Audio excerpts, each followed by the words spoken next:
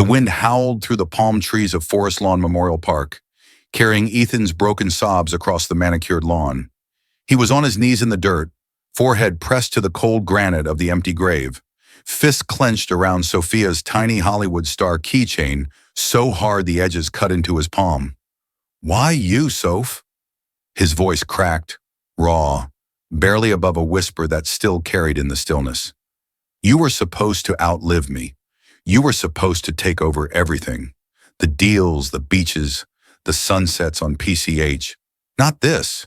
Not some goddamn cliff in Santa Monica's." Tears dropped onto the stone, darkening the etched words.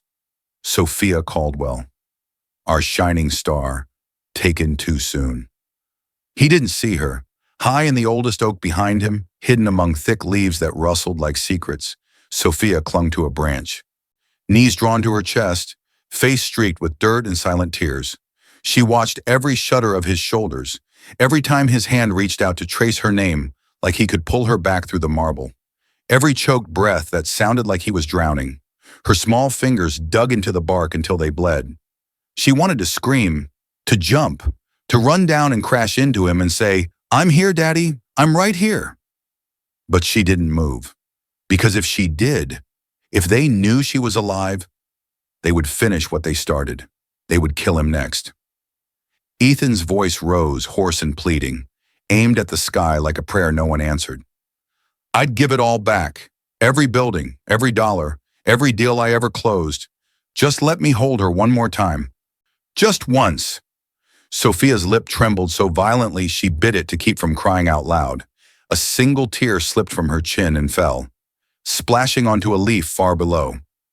Ethan froze. For one heartbeat, he looked up, eyes scanning the branches, the shadows, the wind. Nothing. Just leaves moving. Just the cemetery pretending to be peaceful. He dropped his head again, shoulders shaking harder. Sophia pressed her forehead to the rough bark, eyes squeezed shut. "I'm sorry, Daddy," she mouthed, the words making no sound. "I'm so sorry I can't come down yet. Before we continue, I want to speak to you for a moment. If stories like this remind you that kindness still exists, if they make you feel something real in a world that's getting louder and colder, then I'd love to have you here with us. This channel isn't just videos. It's a tiny corner of the internet where good people come together, where we believe in second chances, in hope, and in humanity. And right now, you're early. You're part of the very first people building this family with me. So if you want to grow with us, if you want more stories that touch your heart, go ahead and subscribe. It's free, it supports the channel more than you know, and it tells me that there are still people out there who believe in kindness just as much as I do. If you have subscribed to this channel, I can officially say, welcome to the family. The late afternoon sun slanted low across Forest Lawn Memorial Park, turning the grass gold and the headstones into long, lonely shadows. Ethan Caldwell knelt in the dirt beside the polished gray granite marker. Suit jacket discarded in a crumpled heap beside him, tie loosened like it was choking him. He pressed his forehead to the stone. The inscription read, "Sophia Caldwell, our shining star, taken too soon. No birth or death dates, just those 5 words that still felt like a fresh knife every time he read them." Ethan's voice came out hoarse, cracked, barely louder than the rustle of palm fronds overhead. "I keep coming back here thinking maybe today it'll feel real. Maybe today I'll believe you're actually gone." He laughed once, a short, bitter sound that died in his throat. "But it never does, because it's not real, is it, Soph? You can't just disappear on a stupid hike. Not my girl. Not like that." His fingers traced the carved letters, lingering on her name like he could feel her through the rock. He reached into his pocket and pulled out the small silver Hollywood star keychain, the one they'd bought together on the Walk of Fame after she dragged him to every celebrity handprint, laughing so hard she snorted soda out her nose. He held it up to the light, voice dropping to a whisper. "You said this was our lucky charm, remember? Now we'll always find each other, Daddy." "You made me pinky swear." His shoulders began to shake. "I'm sorry, baby. I'm so damn sorry I wasn't there. I should have canceled the call. I should have gone with you and Victoria. I should have..." A single tear hit the stone and rolled down the curve of the letters. High above him, hidden in the thick canopy of the oldest live oak on the hill, Sophia Caldwell pressed her cheek against rough bark and tried not to breathe too loud. She was filthy, dirt streaked across her face, knees scraped raw, oversized hoodie torn at the sleeves, but she was alive. She watched her father crumble. Every sob that tore out of him felt like it was ripping something inside her chest. She wanted to scream his name. She wanted to drop out of the tree and run to him and bury her face in his shirt, the way she used to when she was little and scared of thunder. But she didn't move, because if she did, they would know. They would come for him next. Her small hands gripped the branch so tightly her knuckles turned white. A tear slipped free and fell, landing on a lower leaf with a soft pat. The sound was tiny, meaningless. Ethan froze. For one terrible second he lifted his head, eyes scanning the branches, the shadows, the wind-stirred leaves. Sophia held her breath. He stared straight up toward her tree. Nothing. Just leaves shifting in the breeze. He dropped his gaze again, defeated, shoulders curling inward, like the weight of the city was pressing him into the ground. "I'd give it all back," he whispered to the stone. "Every skyscraper in downtown, every condo tower on the west side, every zero in the bank. Just let me hear her laugh one more time. Just once." Sophia bit her lip until she tasted blood. She mouthed the words silently against the bark. "I'm here, Daddy. I'm right here." But the words stayed trapped. She stayed hidden. When Ethan finally rose, slow, like an old man, he tucked the keychain back into his pocket, brushed dirt from his knees, and walked away down the winding path toward the parking lot. His silhouette grew smaller, swallowed by the golden haze. Sophia waited until the sound of his car engine faded into the distant hum of Los Angeles traffic.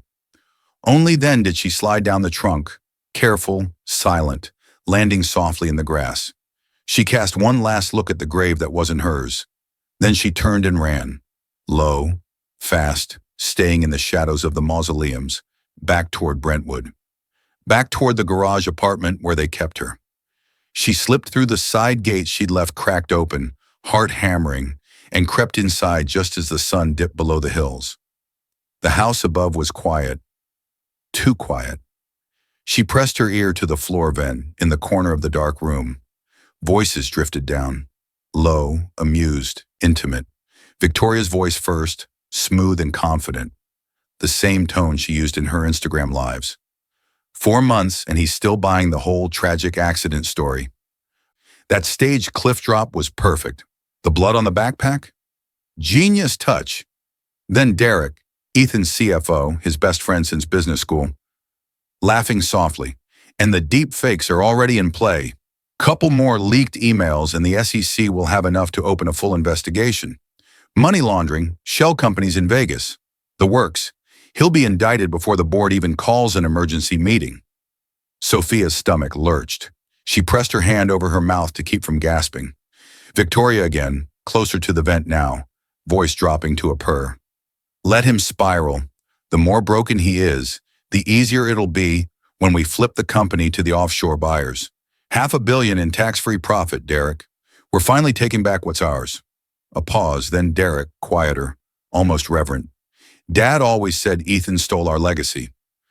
Built his empire on land that should have been ours. Now we finish what he started." Sophia's blood turned to ice. Victoria, her stepmother, was Derek's sister. They weren't just thieves. They were family. And they'd been planning this longer than she'd been alive. Her hands shook as she backed away from the vent. In the dim light, she spotted a small metal box tucked under the cot, one she'd never noticed before. She pried it open with trembling fingers. Inside, old photographs, newspaper clippings, a faded birth certificate. Her birth certificate. The name on it wasn't Caldwell, it was something else entirely. And clipped to it, a single handwritten note in Derek's tight scrawl. "Adoption papers sealed. Ethan never questioned the story. He thinks she's his miracle. He has no idea she's the key to everything." Sophia stared at the paper until the words blurred. Then she closed the box and whispered into the darkness, voice fierce and small, "I'm getting out, permanently." She looked toward the tiny window high on the wall, the one she'd already loosened. Tomorrow. She would escape again, and this time she wouldn't hide in a tree. This time, she would tell her father the truth, even if it destroyed him. The Brentwood night was thick with jasmine and the low hum of distant freeways. Sophia crouched behind a row of manicured hedges, heart slamming against her ribs. The garage apartment's security light flicked on. Motion sensor triggered by a stray cat. She froze, breath held, until it clicked off again. This was it. No more waiting. She darted across the open lawn, bare feet silent on damp grass, staying low like she'd seen in movies. The side gate she'd left unlatched earlier was still cracked, just enough. She slipped through, pulling it shut behind her with the softest click. Then she ran. Brentwood's winding streets were a maze of glowing mansions and shadowed driveways. Headlights swept past, SUVs with tinted windows, late-night dog walkers, a patrol car cruising slow. Every beam felt like a spotlight. She ducked behind trash cans pressed against stucco walls, waited for engines to fade. Sirens wailed somewhere, far off, maybe unrelated, maybe not. She didn't stop to find out. Her lungs burned by the time she hit San Vicente Boulevard. Streetlights buzzed overhead, casting long, jittery shadows. A coyote howled from the hills. Too close. She veered toward the residential streets, cutting through backyards when she could, scaling low fences with scraped palms and torn hoodie sleeves. 1 block from Westwood, the power died. The entire neighborhood plunged into black. No streetlights, no house glow. Just the faint red pulse of emergency generators kicking in at a few estates. Cars slowed, horns blared. People stepped onto porches with phone flashlights. Sophia's breath hitched. A blackout. The perfect cover. She sprinted harder. Security gates whirred uselessly. Backup batteries dead. Alarms silent. She found a service alley behind a row of condos, squeezed through a gap in the wrought iron fence, and emerged on the street that led to her father's building. The Westwood Tower loomed ahead, glass and steel reflecting the faint moon. She reached the lobby doors, pounding with both fists. Nothing. She pounded again, harder. A security guard appeared on the other side of the glass, flashlight beam hitting her face. He squinted, then his eyes widened. "Miss Caldwell." She nodded frantically, tears already spilling. He fumbled the door open. "Mr. Caldwell, get down here now." The elevator ride was endless. Sophia stared at her reflection in the mirrored walls. Dirty, wild-haired, alive. The doors slid open on the penthouse floor. Ethan stood in the foyer, bathrobe half on, hair messy, phone still in hand from the guard's call.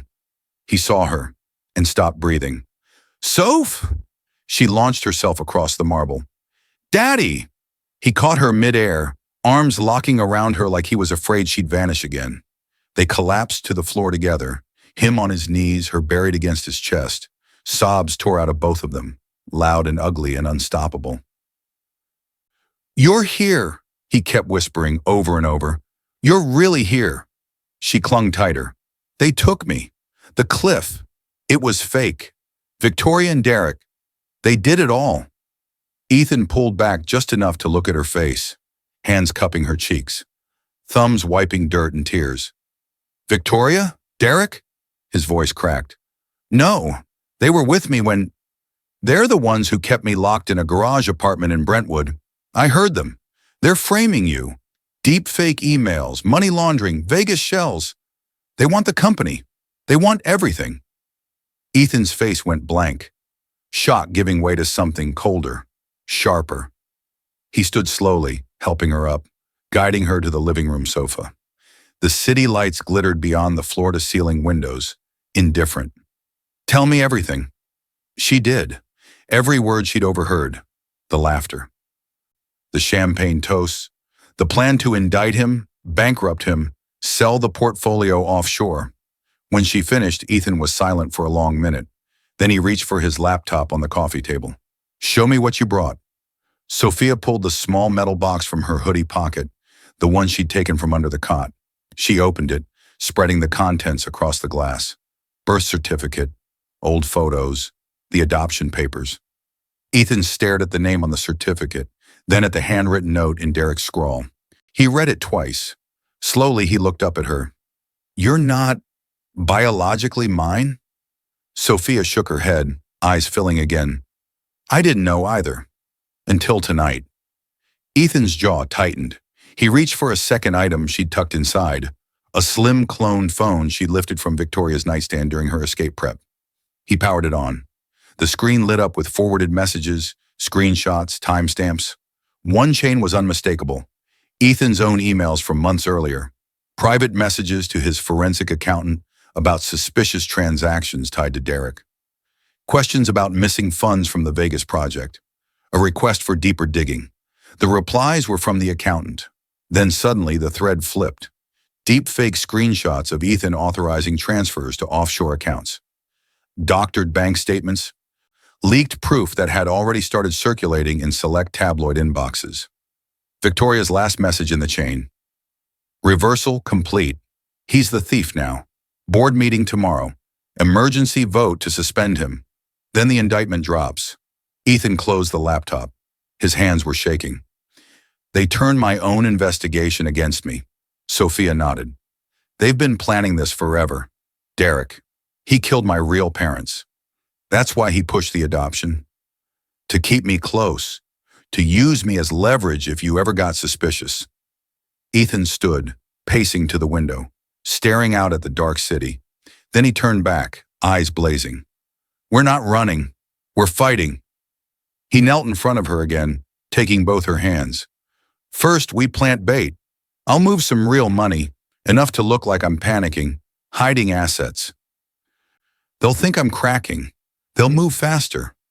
Sophia frowned. But what if we let them? We let them think they've won. He squeezed her hands. Then we hit back, hard. She nodded, small but fierce. Ethan stood, already reaching for his secure line. I need to call someone off-grid, a private investigator I trust. We dig deeper into Derek's past, everything. He paused at the phone. Outside, the power flickered back on, streetlights blooming, the city waking up. But in the penthouse, something else had awakened. Vengeance. Ethan dialed. The line rang once. A voice answered. Low, cautious. Ethan, it's 2 a.m. This better be... Ethan cut in. I need everything you've got on Derek Voss. Birth records, family ties, criminal history. Go back 20 years if you have to. A pause, then the voice, quieter. You sure you want to open that door? Ethan looked at Sophia, curled on the sofa, watching him with eyes too old for a 9-year-old. I already did, he said. He hung up. Then he crossed to the safe hidden behind a painting of the Hollywood Hills. He opened it. Inside, cash stacks, burner phones, a single encrypted drive. He pulled the drive, plugged it into his laptop. A few keystrokes later, a new offshore account blinked into existence. Fake balances, traceable breadcrumbs. Bait. He looked at Sophia. Tomorrow we start the show. She gave a tiny nod. But as Ethan turned back to the screen, his phone buzzed. Unknown number. He answered on speaker. A distorted voice, male, electronically masked, came through. Ethan Caldwell? Who is this? Someone who knows what Voss and Langford are doing, and someone who knows the feds are already circling. Ethan's grip tightened. What do you want? A low chuckle. Watch your back. They're not the only ones playing this game. The line went dead. Sophia stared at the phone. Ethan stared at the dead screen. The city lights kept shining outside, bright, cold, and full of secrets. The Silver Lake safe house was a nondescript mid-century bungalow tucked behind overgrown bougainvillea. Cash bought, no name on the deed, blackout curtains drawn tight. Inside, the only light came from a single desk lamp and the blue glow of 3 monitors Ethan had set up on the dining table. Sophia sat cross-legged on the floor, back against the couch, knees pulled to her chest. She hadn't slept more than an hour in 2 days. Ethan paced behind her, phone pressed to his ear. Yes, the Gulfstream's flight plan filed for Maui. Pilots on payroll, discreet. Transponder spoof set to drop signal mid-Pacific. Debris markers prepped off Catalina. Make sure the Coast Guard gets the distress call at exactly 300 tomorrow. He hung up without goodbye, turned to Sophia. It's done. By dawn, the headlines will say Ethan Caldwell's private jet vanished over the ocean, presumed dead. Sophia swallowed. And you? I'll be right here, hidden, watching them celebrate. He crouched in front of her. You go back tonight. One last time. 5 days max. We need them to think you're still locked up. Keeps them sloppy. Then you slip out again. Meet me at the old Griffith Observatory parking lot at sunrise on the 6th day. She nodded, but her eyes were glassy. I hate going back there. I know. He cupped her face gently. But you're not going back as a prisoner. You're going back as a spy. We need more. Audio, video, anything that ties them tighter. There's a burner phone in your bag. Record everything you can. And this, he handed her a tiny matte black button the size of a shirt stud. Micro recorder and transmitter. Clip it inside your sleeve. It'll stream to my secure server if you hit the button twice. Range is 2 miles. Sophia took it, fingers trembling just a little. What if they catch me with it? They won't. You're 9. They think you're broken and scared. Use that. She clipped the button inside her hoodie cuff, then looked up at him. Really looked. Daddy, what if something goes wrong? He pulled her into a hug, fierce and quick. Then I come for you. No hesitation. No plan B. I come. She buried her face in his shoulder for a long moment. Then she stood. I'm ready. Ethan drove her himself.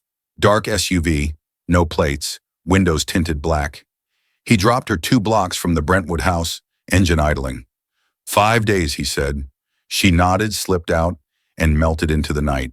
The garage apartment felt smaller than before, colder. The cot smelled like mildew and fear.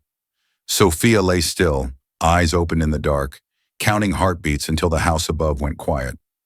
At 2:17 a.m., she heard the front door open. Victoria and Derek, back from a late dinner, voices loose from wine. She waited 10 more minutes, then crept to the vent.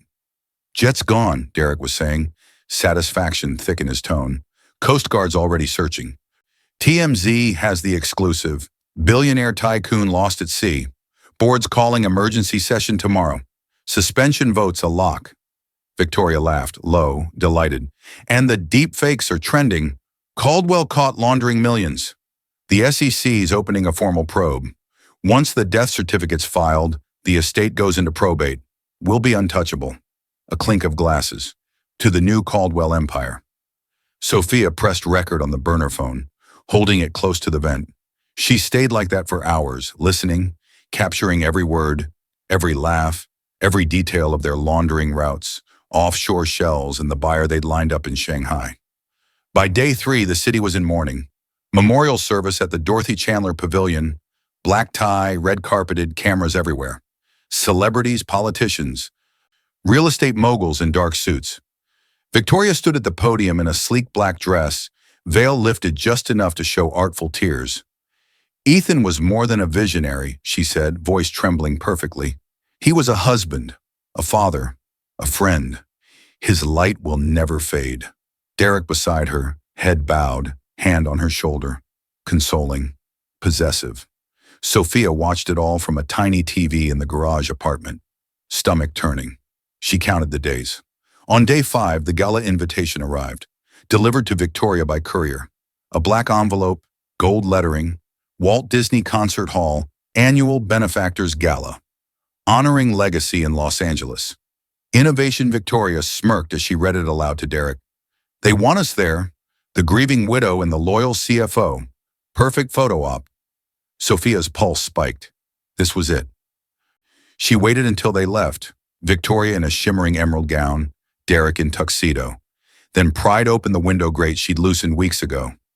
She slipped out, dropped to the grass, and ran.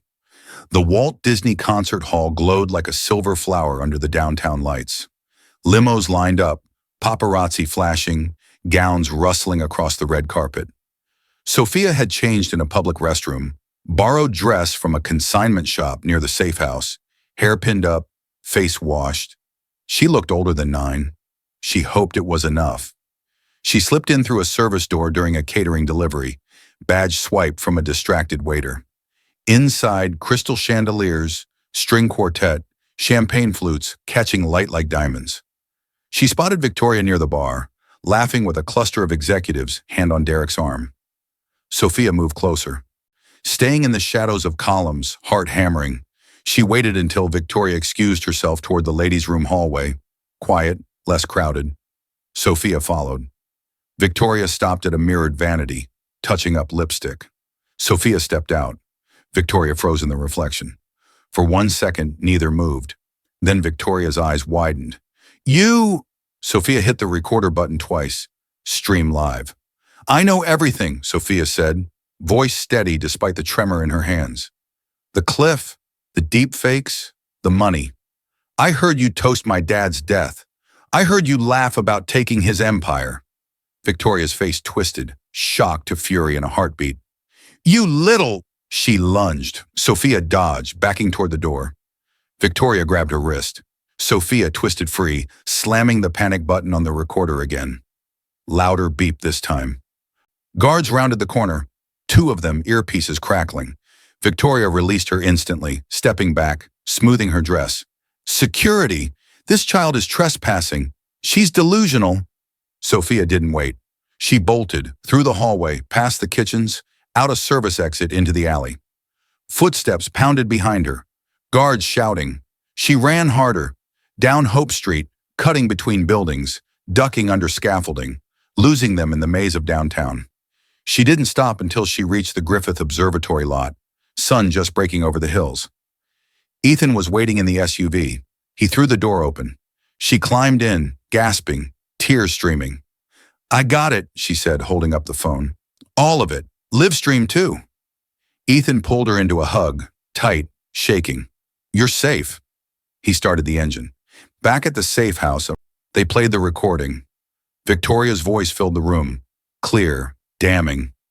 The laundering routes are clean. Once the feds bite on the deepfakes, they'll seize his accounts. We walk away with everything. Then Derek. Even if someone digs, the paper trail leads straight to him. And if the feds get too close... A pause. I've got contacts. Old friends in the bureau. They'll bury it. Ethan froze the audio. Old friends in the bureau. Sophia looked at him. Derek's tied to the authorities? Ethan's jaw clenched. He's not just a rogue accountant. He's something worse. He stared at the screen, the frozen waveform of Derek's voice. Then he looked at Sophia. Tomorrow we end this. But in the silence that followed, the burner phone buzzed. Unknown number again. Ethan answered on speaker, the same distorted voice. You've got the recording. Good. But you're not the only one listening. A low chuckle. Derek Voss has been feeding the FBI intel for years. Only now, he's playing both sides. The line clicked dead. Sophia stared at the phone. Ethan stared at the wall. The game had just gotten bigger and darker. The LA Convention Center's grand ballroom was a sea of charcoal suits and power ties, chandeliers throwing diamond light across rows of velvet chairs. A massive screen dominated the stage, currently displaying the Caldwell Properties logo in sleek gold. The shareholder summit had drawn every major investor, board member, and LA power player who wanted a front row seat to the post-Ethan era. Victoria Langford sat in the front row, legs crossed, black dress impeccable, a widow's veil pinned artfully to one side. Derek Voss stood at the podium, adjusting his microphone, voice smooth and practiced. Ladies and gentlemen, today we honor Ethan Caldwell's legacy while stepping boldly into the future. As acting CEO, I present the merger agreement with Shanghai Global Holdings, a deal that secures our portfolio for generations. Murmurs of approval rippled through the room. Papers were passed down rows. Pens hovered. In a service corridor behind the ballroom, Ethan and Sophia crouched near a utility door.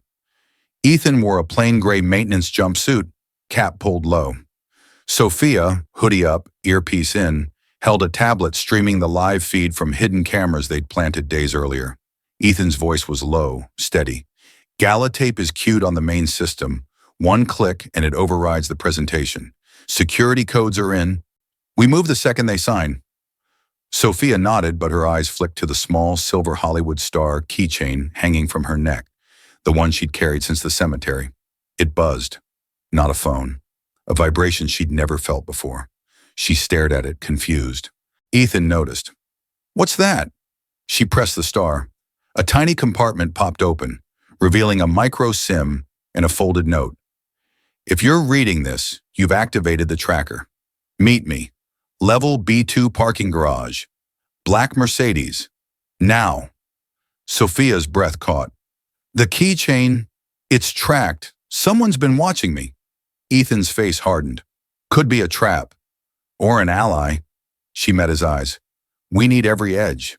He hesitated, then nodded. Go. I'll cover the override from here.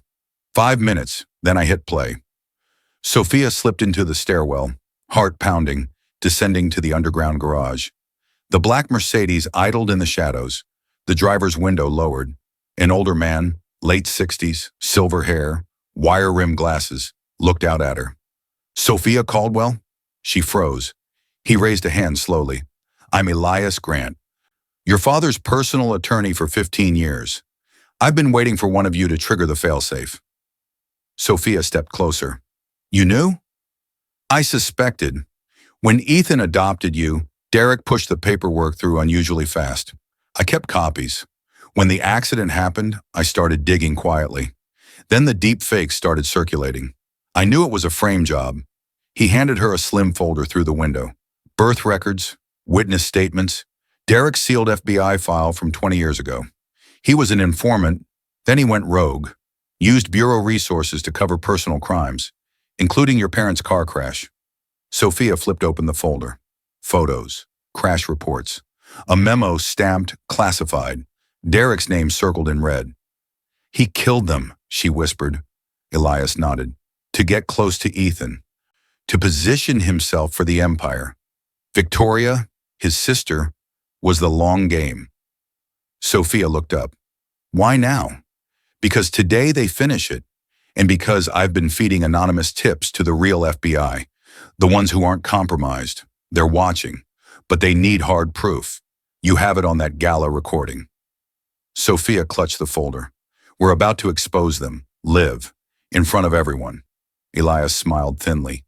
Then make it count. I'll make sure the right agents are in the room. He drove off. Sophia ran back upstairs. She burst into the corridor just as Ethan's finger hovered over the laptop key. They're signing now, he said. On the live feed, Victoria leaned over the table, pen scratching across the merger document. Derek stood beside her, smiling like he'd already won. Ethan looked at Sophia. Ready? She handed him the folder. One more thing. Derek's not just a crook. He's a rogue ex-FBI informant. He used the bureau to hide everything, including my real parents' murder. Ethan's eyes darkened as he scanned the pages. Then he looked at the screen. Victoria was handing the signed document to the notary. Ethan hit enter. The ballroom lights dimmed for a second. The giant screen flickered. The merger presentation vanished, replaced by grainy gala footage. Victoria's voice, clear, smug, filled every speaker. The laundering routes are clean. Once the feds bite on the deep fakes, they'll seize his accounts. We walk away with everything. Derek's voice next. Even if someone digs, the paper trail leads straight to him. And if the feds get too close, I've got contacts. Old friends in the bureau. They'll bury it. The room exploded. Gasps, shouts, phones raised. Victoria spun toward the stage, face draining of color. Derek lunged for the podium controls, too late. The footage looped, clearer now, with timestamps. Metadata overlays proving authenticity. Ethan ripped off the jumpsuit cap and stepped through the side door onto the stage. The room went dead silent. He stood there, alive, furious, eyes locked on the two people who'd tried to bury him. Surprise! Sophia walked out beside him, small but unbowed. The crowd erupted again, some standing, some filming, some yelling for security. Victoria backed up, hands raised. This is fake, deep fakes, obviously manipulated. Ethan cut her off, voice like steel. We have the originals, the gala stream, the cloned phone, the birth records, and now he held up Elias's folder. The FBI file that proves Derek Voss is a rogue ex-informant who murdered Sophia's biological parents to get inside my life. You two aren't just thieves. You're killers. Derek's face twisted. You have no proof? Two men in dark suits pushed through the crowd. Badges flashing. FBI. One spoke into a radio. We're taking them in. Evidence is solid. Victoria's composure shattered. She lunged toward Sophia, desperate, wild. You little brat!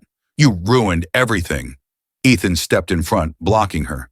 Security grabbed her arms. She twisted, screaming. I'm pregnant! It's Derek's! This baby is Ethan's heir. By law, the estate goes to... The room froze again. Ethan's eyes narrowed. Sophia stared. Derek went pale. One of the agents raised an eyebrow. DNA test right now, court order. Victoria laughed, hysterical, broken. You think I'd carry a child for nothing? This changes everything, the agent signaled. A medic stepped forward with a kit. Victoria smirked through tears. Test it. You'll see. The medic swabbed her cheek, then Derek's. Then, on the spot, portable analyzer hummed. Minutes stretched like hours. The screen overhead switched to a live feed of the results. No match. Paternity excluded. Victoria's smirk vanished. The room roared. Boos, shouts, flashes. She collapsed to her knees. It was supposed to be ours. Agents cuffed her. Derek tried to bolt, straight into more agents. Ethan turned to Sophia. She looked up at him, eyes shining. We did it. He pulled her close. But as the cuffs clicked and the crowd surged, Victoria's last words echoed in the chaos. This isn't over. The feds aren't clean either. Ethan looked toward the agents. One of them met his gaze, then looked away. The arrest continued, but the air felt heavier. Something bigger was still watching. The convention center ballroom had become a battlefield of flashing cameras, shouted questions, and the metallic click of handcuffs. Security had cordoned off the stage, but the crowd pressed forward anyway. Phones held high, live streams rolling, the room alive with the electric buzz of scandal going global in real time. Victoria knelt on the polished floor, wrists bound behind her, mascara carving black rivers down her cheeks. She stared up at Ethan with wild, defeated eyes. You think this ends it? She hissed. You think you've won? Derek stood a few feet away, cuffed and flanked by two agents, head bowed, shoulders slumped. The picture of a man who'd finally run out of shadows to hide in. Ethan stepped forward, Sophia at his side, her small hand tight in his. He looked down at Victoria. I didn't win, he said quietly. We survived. The lead agent, same one who'd watched him earlier, cleared his throat. Victoria Langford, Derek Voss, you're under arrest for kidnapping, conspiracy to commit murder, fraud, money laundering, and obstruction of justice. Additional charges pending review of the black market embryo records. Victoria laughed, short, bitter, broken. Embryo records? She jerked her chin toward her stomach. You ran the test, no match, but you didn't ask the right question. It's not Derek's. It never was. The agent raised an eyebrow. Victoria's voice dropped to a venomous whisper. I bought it. Black market clinic in Tijuana. Stolen embryos, high-end donors. I was going to claim it was Ethan's. A miracle baby. The courts would have given me half the estate just on the optics alone. You'd have spent years fighting a paternity suit while we walked away clean. The room sucked in a collective breath. Ethan's grip on Sophia's hand tightened. The agent motioned to a second medic team already moving in. Full medical scan. Now! Victoria didn't resist as they led her away, still smiling through the tears, as if even in defeat she'd landed one last cut. Derek said nothing. He just looked at Ethan once, long, empty, then let the agents guide him toward the exit. The crowd parted like water. As the doors closed behind them, the room erupted again. Cheers, boos, reporters shouting questions. Ethan turned to Sophia. She was shaking. He knelt, eye level. You okay? She nodded slowly. I thought, when she said pregnant, I thought maybe... Ethan pulled her close. Never. You're my daughter. Blood or not, always. Outside, the hashtags were already exploding. Nurshir Caldwell, comeback Dashjuksher empty grave. Nursh justice for Sophia. Nurshir Caldwell exposed live stream views ticked into the millions. They slipped out a side exit, Elias Grant waiting in the black Mercedes. He drove them back to the Westwood condo in silence. The elevator ride up felt longer than the entire chase. When the doors opened, the penthouse was exactly as Ethan had left it. City lights glittering beyond the glass. The smell of coffee still lingering from days ago. Sophia walked straight to her room. Everything was untouched. The posters of Griffith Observatory hikes, the shelf of Venice Beach souvenirs, the blanket folded at the foot of the bed. She stood in the doorway for a long moment. Then she climbed onto the bed, pulled the blanket over her shoulders, and curled up small. Ethan sat on the edge of the mattress. She reached for his hand without looking. "I'm home," she whispered. He squeezed back. "You're home." They stayed like that until her breathing evened out. Ethan didn't move. He watched her sleep, really sleep, for the first time in months. The next morning, the sun rose clean and bright over the Hollywood Hills. They drove back to Forest Lawn. The cemetery was quiet. Early, no visitors yet. They walked the familiar path together. The empty grave waited, granite marker still standing. Ethan stopped in front of it. Sophia let go of his hand and stepped forward. She placed her palm flat on the stone. For a second, she just stood there, small against the marble. Then she looked at her father. "I wasn't born to be buried." Ethan's throat worked. "No," he said. "You weren't." He stepped up beside her. Together they pushed. The stone resisted at first, then cracked along an old fault line. It toppled forward with a heavy thud, splitting in two. Fragments scattered across the grass. Sophia stared at the broken pieces. Then she smiled. Small, real, the first one in months. Ethan wrapped an arm around her shoulders. They stood like that as the sun climbed higher. Behind them, a black SUV idled at the cemetery gate. One of the FBI agents from yesterday stepped out. Same dark suit, same guarded expression. He approached slowly, hands visible. "Mr. Caldwell." Ethan didn't turn. "What now?" The agent stopped a respectful distance away. "Derek Voss is talking. A lot. Turns out his old friends in the bureau weren't as loyal as he thought. We've got names. We're cleaning house." He glanced at Sophia. "But there's one loose end. An encrypted drive Voss had hidden mentions a contingency plan. Something about unfinished business from 20 years ago. Your adoption file was just the start." Ethan finally looked at him. The agent held up a sealed envelope. "We don't know what it is yet, but if you want in on the investigation..." Ethan took the envelope. Then he tore it in half without opening it. "Tell your bosses we're done being pawns." The agent studied him for a long beat. Then he nodded once. "Fair enough." He walked back to the SUV. It pulled away. Ethan looked down at Sophia. She was watching the horizon, the distant outline of the Hollywood sign catching the morning light. He asked quietly, "You ready to go home?" She nodded. "But home isn't just the condo anymore." He raised an eyebrow. She pointed toward the city below. "Home is here, with you, with beaches and hikes and stupid sunburns and late-night ice cream runs. No more graves, no more hiding." Ethan smiled, slow, real. "Deal." They turned and walked away from the shattered stone. Behind them, the broken marker lay in pieces under the California sun. Ahead, the city waited, bright, sprawling, full of new days. As they reached the car, Sophia paused. She looked back once. Then she took Ethan's hand. They kept walking. The wind carried dry leaves across the grass. Dancing, light, free. Some stories don't end with justice. They begin again when you choose to live. And they chose. If you love this story, smash that like button, drop a comment with your favorite twist, and subscribe for more heart-pounding tales that keep you glued to the screen. Turn on notifications so you never miss the next one.